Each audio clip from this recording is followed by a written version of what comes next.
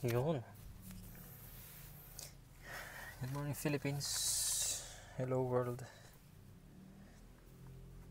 Today is April 18, araw ng Webes, 15, 16, 18. April 18, araw ng Webes. Time check, 7:15 ng umaga. Hanggang ni Kuya Diva. 7:15 ng umaga. Umaga tayo ngayon. Lagi naman. Anyway. So, okay, good morning. I'm Oscar. This is Millennial Memo. Personal stories of a millennial government employee living here in the province of Nueva Ecija. So, yun, ano? Parang inantok ako. Anyway, just to share with you ang aming naging activities kahapon. No? Diba, nung Tuesday, nagkaroon kami ng UAT. And starting yesterday, nag-start na dapat yung mga transactions sa TEV, reimbursement, cash advances, mga ganyan-ganyan. No? Check ko ngayon kung may mga lumalakad. Okay? And also, kahapon, naging focus ko is yung City Health Office. No? Yung processes doon. In-assess ko kung ano ba ang nangyayari. No? So, nandun ako kahapon together with Kenneth, our analyst, and yung dalawang cash for work to help with the transition. And naging inosente ko kahapon doon sa process nila. And nakusap ko ng masinsinan at matagal si Sir Neil, the chief nurse ng City Health Office. So, yun. Nakita namin, ganito pala ang process sa City Health. Or I don't know, sa ibang health offices din siguro. Yung pasyente, first step, kuha ng record card. Ito yung scenario natin ngayon. Kuha ng record card. Pagkakuha ng record card, sa part ng City Health, kukunin niya lang yung card. And then, bibigay sa pasyente. Si pasyente ngayon na magdadala ng record card doon sa OPD, outpatient department. So, shout out sa'yo, Ate Loren. Ito siya, nagpapark siya ngayon dito. Tabi ko siya. Ate Loren, ang asawa niya is si DILG.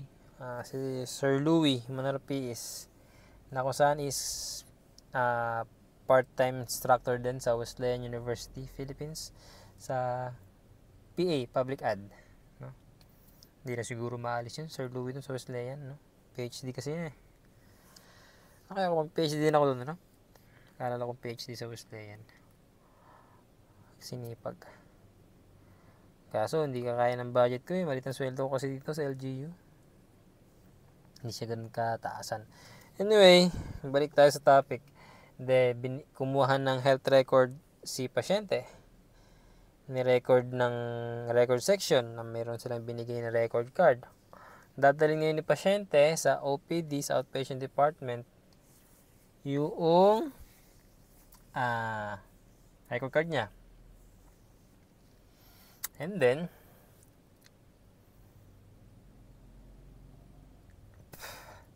pagkadala doon, tatawagin ng mga on duty na mga nurse yung pangalan. For example, Juan de la Cruz. Juan de la Cruz tatawagin. Pagkatawag kay Juan de la Cruz, hindi pala, ang magdadala pala ng health record card is yung record section. Sila magdadala dun sa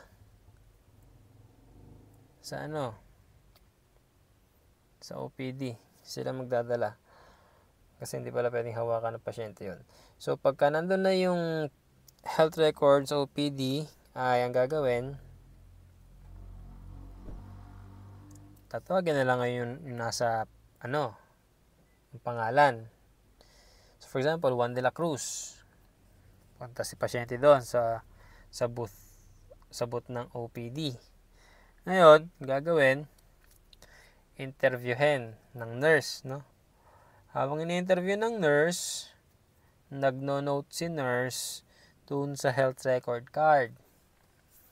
Ngayon, pagka nakapag-note na ng health record card, kung wala si doktora, wala si doc, pwede namang magbigay ng reseta yung mga nurse, no? Or either, sabi nga nila, pwede nilang hintayin yung doktor, yung doktora, no? Para bigyan sila ng iba pang reseta, iba pang diagnosis, iba pang treatment.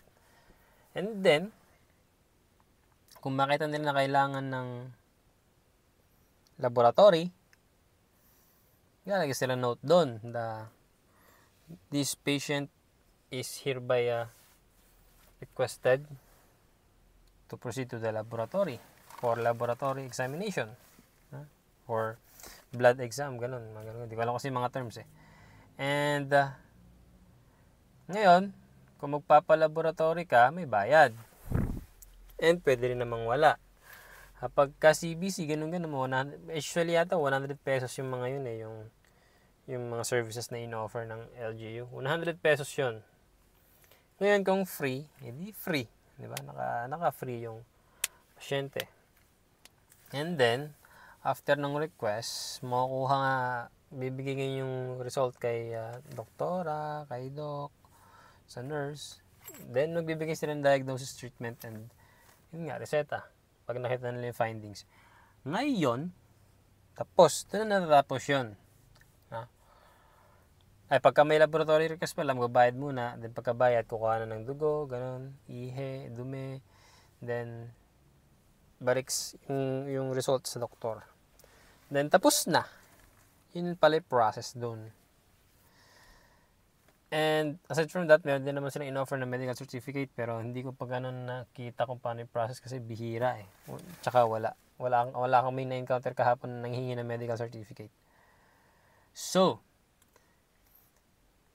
kaya ko inaral yon kasi tututukan ko naman doon ngayon, starting yesterday, yung sa transition from manual to electronics.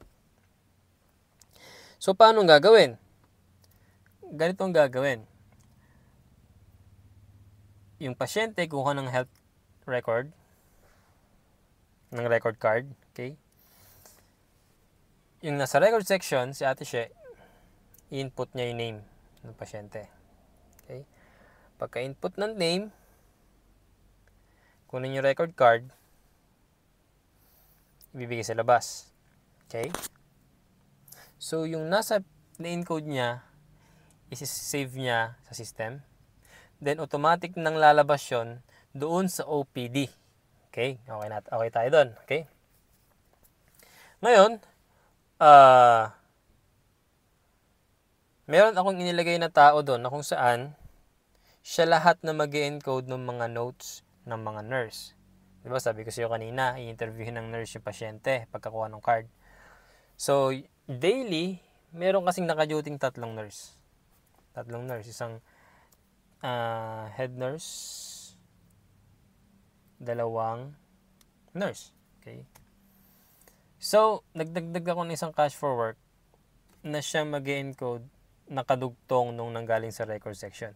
Kasi nakita ko ganito, kung marami ang bulto ng tao and lahat sila nagno-note and nagla-laptop,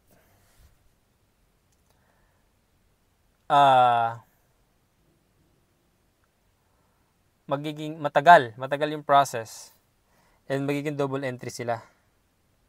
So since nandiyan yung cash for work ko, ang instructions ko sa kanila, lahat ng record na inilalag na pinagsasama-sama nila, i-record yon isa-isa sa system.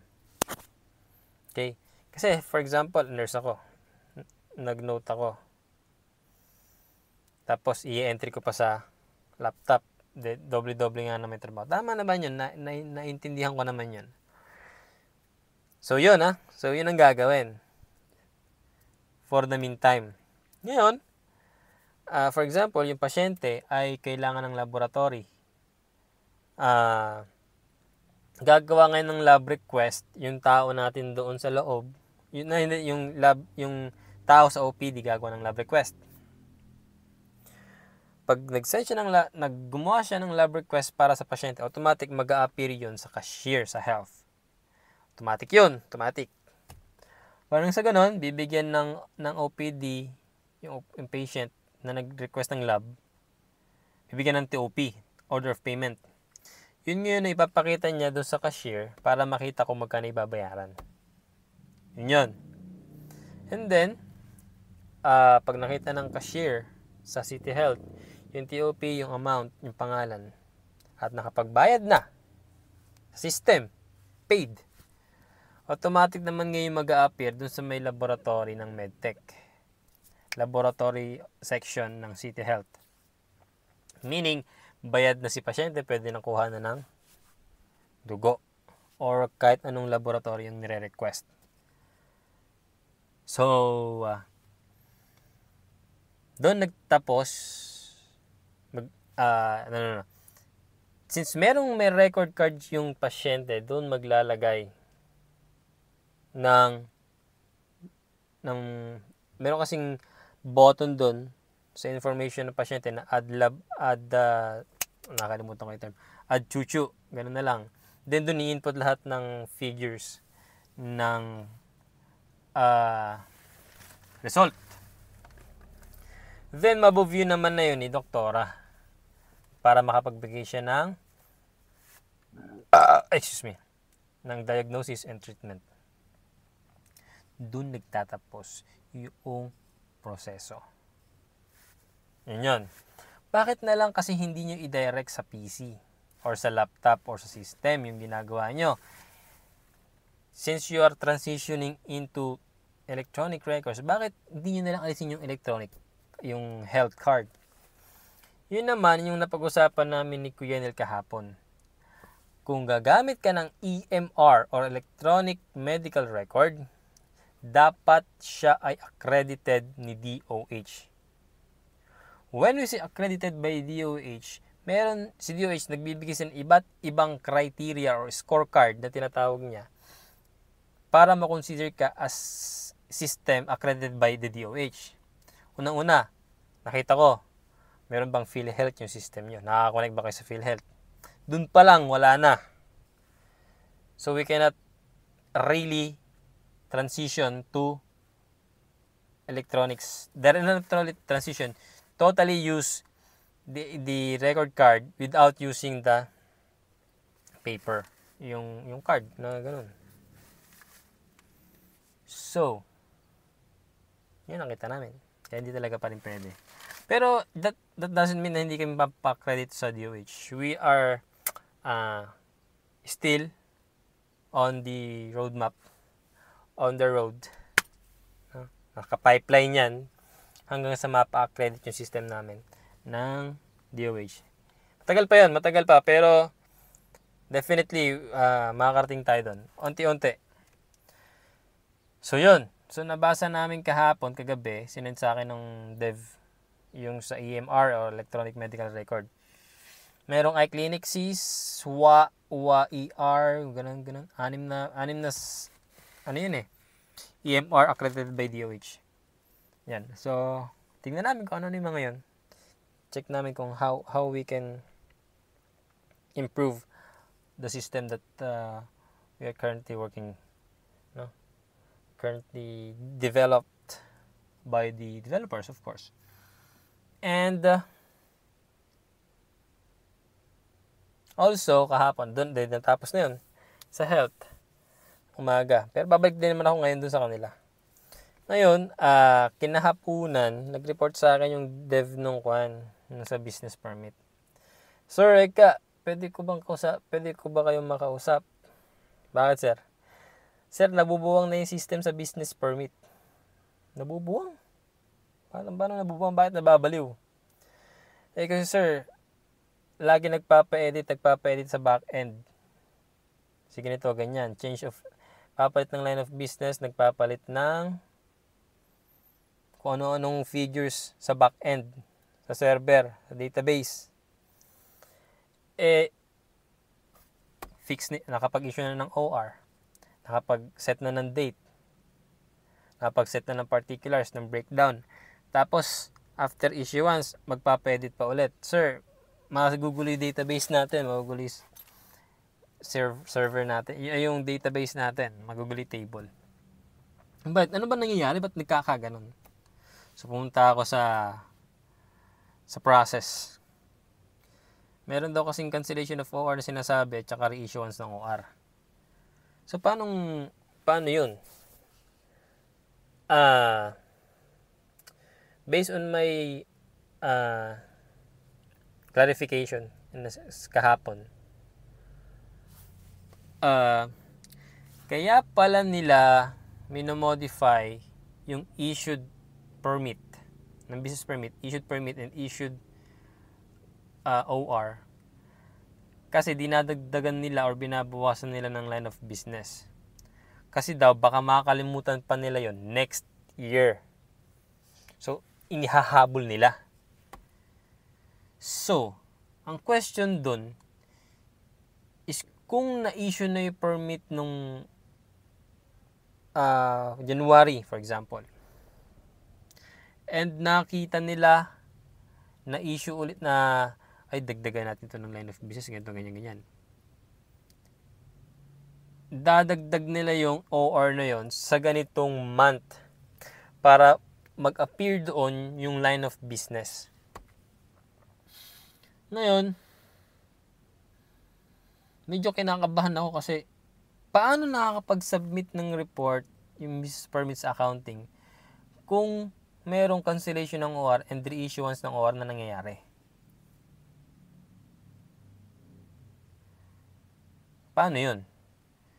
So, sa business permit kasi ngayon, merong IBPLS issued by the DICT, yung Integrated Business Permit Licensing Services, ayun yung ng IBPLS, no? So, tanong ko, paano kakapag-issue ng mga ganon sa business permit na hindi nakakikita ng accounting? Dumadaan naman sa system ng IBPLS. Nalaman ko, sa actual, yung IBPLS, hindi naman pala umaabot sa accounting. Hanggang sa release lang ng payment noong tao, ng client. So, ang nag-uusap na lang doon is internally yung treasurer's office and yung accounting office para sa collection. So, tinanong ko yung charge sa amin sa collection, sa treasurer's office. Pinapasok ko na nga lang kay ganito para siya na lang mag-reconcile. Ganon. Tapos nalilito na rin sila sa treasurer kung ba't na-issue na naman, bakit na-issue na naman, kakaproblema na naman sa date, ganyan. Ngayon, punta ako sa accounting, yun pala yung nire-request nilang report sa business permit. Na hanggang ngayon hindi makapagbigay ng report si business. Kasi dahil siguro sa ganong senaryo. So, paano nakapag-report si business permit nang may ganon? Dahil pala yon sa system ng IBPLS na nakapag-generate ng report in Excel file. Ngayon, pagkapag nakapag-generate ng report in Excel file, pwede mo nang i-modify yun, di ba? Tingin ko yun ang dapat tignan ng IBPLS. Yun ang dapat tignan ng DICT. Kung bakit ganun. Anyway, sa IBPLS kasi, hindi naman namin hawak ng server nila. So, they have their separate system. Ngayon, so dinedevelop kasi namin, hindi na makapag-generate ng report si business permit, automatic makakagdediretso nyo sa accounting. The problem is, kapag nag-modify si business permit sa system, makikita ni accounting yun. Automatic. So, dapat ang gawin ng business permit sa system is i-finalize na lahat yun para wala nang modification sa system na mangyari. Wala nang modification na mangyari doon sa mismong backend, sa mismong table, sa mismong database ng server. Tapos, yun ang i-clarify ko ngayon sa BPLD ngayong araw. Iwasan na kasi tama din naman yung sinabi ng developer. Sir, na-issue na tong OR na to nung January. Babaguhin namin yung date sa system. Sa mismong database. Kung nakaset yun automatically, yung unique ID, 1 to 10 for example. Yung OR din, naka-automatic. Paano mangyayari? Hindi, talagang mababago lahat yun eh. Ano yun eh? Domino effect. So, yun ang kausapin ko ngayon, yung boss ng DPLD, kung bakit ganun. Iwasan na yung mga ganung scenario kasi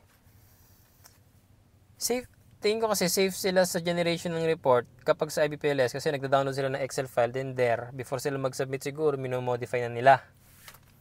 Pero system kasi hindi na pwede.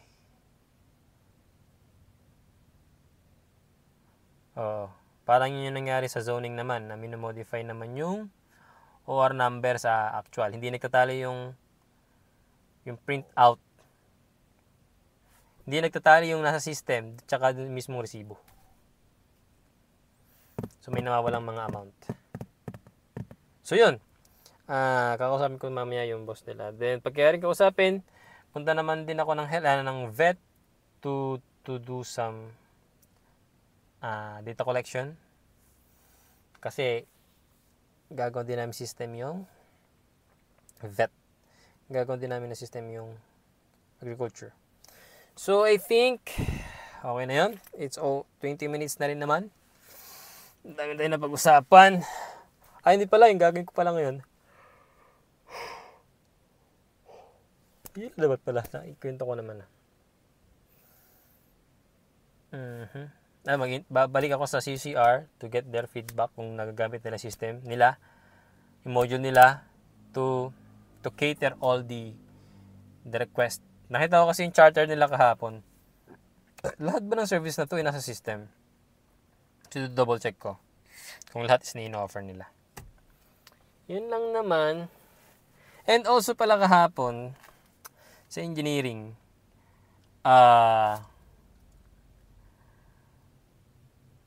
meron kasing process doon na 4 na nga nakalusot. Di ba? Nasabi ko na sa inyo ito last time.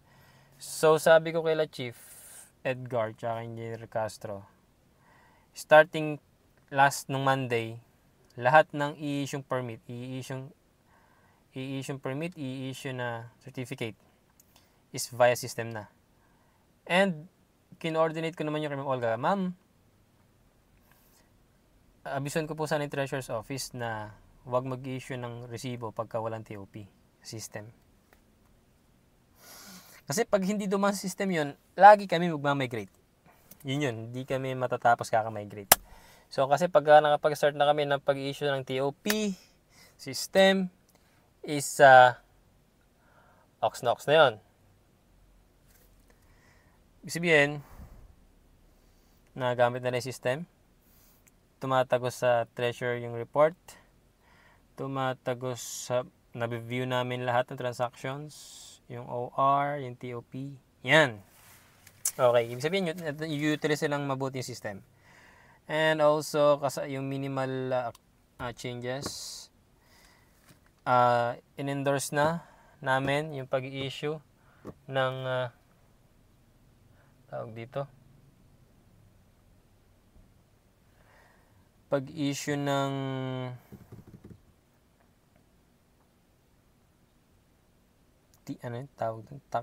TFOC, tax and fees chuchu, ganon, na i-transfer na namin sa accounting. Kasi nangyayari, for example, wala sa bayarin ng cashier yung ganitong account. Doon na term, GL ba tawag doon? Or subsidiary, ganon. Hindi ko alam kasi mga terms eh. Tax account din, dami naman kasi. So, yun, no? Kapag wala doon sa cashier yung payment or yung particular description na babayaran, kailangan idagdag ni accounting office yung particular na yon sa specific general account, mga ganon, para automatically categorized yung collection papasok sa ganong column. Okay, yun. Hindi yung pagka kami naglagay, baka, ay, mali na paglagay nyo na ganyan. Dapat ilagay nyo. Hindi kami na naman na may mali. So, yun. In-endorse na namin sa accounting, kay Kuya Puing, and dun sa bago nilang bata. Kausapin ko rin yung bata para kilala ko naman, para pagka may inquiry, sa kanya na lang mag-chat. Si Treasurer. Yun. And when it comes to networking, nakapag-network na daw sila sa HR, sa Treasurer, si Sean. Yep. Yun nga lang, nabos na yung namin, UTP cable namin. Pero the good thing is that with our 1 gig, nakapag-supply kami sa BPLO. Meron kami supply dyan. Nakapag-supply kami sa budget. Nakapag-supply kami sa traffic. Nakapag-supply kami sa Enro. Nakapag-supply kami sa HR. 1 gig yung internet namin, 1 gigabit. So, dudugtong namin yan ngayon mamaya sa Digital Hub and sa accounting. So, yun. No? So, aside from the system, we are also in the network sa ICT infrastructure na City Hall. The good thing about it is that meron ako mga kasamang talaga naman magagaling. Malulupit yung mga yan. Sa system namin, siyempre, sila Asel, Mark, and si Joy. Mark is system ng procurement sa expenses. Sila may hawak. Si Sean naman is more technical sa networks. Siya ang aming pinagkakatiwalaan. So, siya ang nag-network dito. Kahit hindi ganun kaganda yung network, at least nakapag-provide kami ng service. Though hindi siya ganun kagandahan, gagawin pa rin naman namin ng paraan. Okay, so may nakita ako. Double check ko ngayon network. Double check ko rin network. So, yun. And si Asel, usually, inano ko siya dito sa may health last time. Pero wag na. Dito na lang siya sa loob. Tumulong na lang siya kasi medyo mas mabigat doon Kaya ko naman na yun. Tingin ko basic lang naman. Hindi naman pala siya ganun kahirap. And, yun. Mukhang goods naman na yun. Yeah, wala. I don't have any reports to share. So, that concludes my day today, my video today. Tomorrow, exam. ET. So again, thank you very much for watching this video. Wala akong rants ngayon. Okay, so time check, 8:07:45, April 18, 2024, araw ng Webes. And again, this is Oscar. This is Millennial Memo. Personal stories of a millennial government living here in the province of Nueva Ecija. Yung video ko last time, meron na siyang label dito sa taas. Dito. May label na siya dito. You can join my newly created Discord community channel. Wala pang laman. Wala pa din namang laman, pero wala pa din. I'm expecting sometime na magkakaroon din. It's too early. Let's trust the process. And yeah. Thank you very much for watching. See you again tomorrow.